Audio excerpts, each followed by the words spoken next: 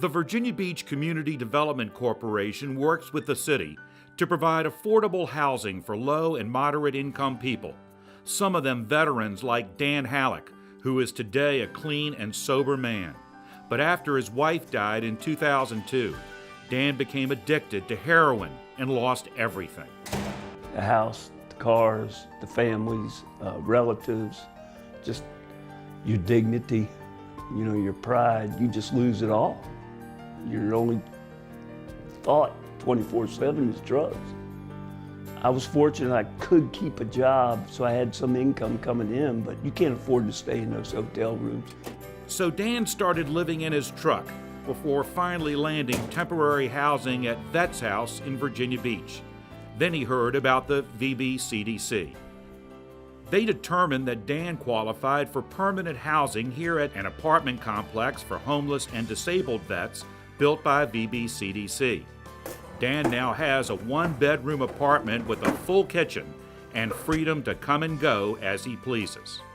For one thing, you don't have to live with anybody. You don't have anybody standing over you. This is your house. You come and go like you want. You have your key. This is your location. And it's great. We just try to create buildings that are wonderful homes for people that have done wonderful things for us. But Dan needed direction.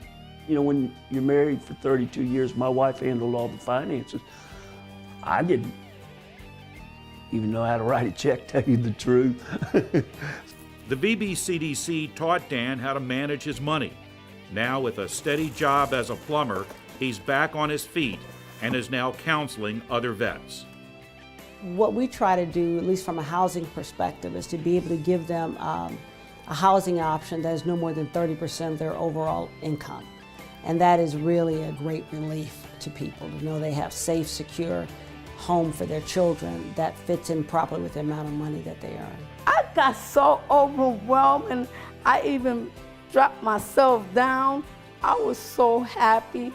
Teresa Rivera is thankful VBCDC found her a home, restoring a sense of security for her and her son.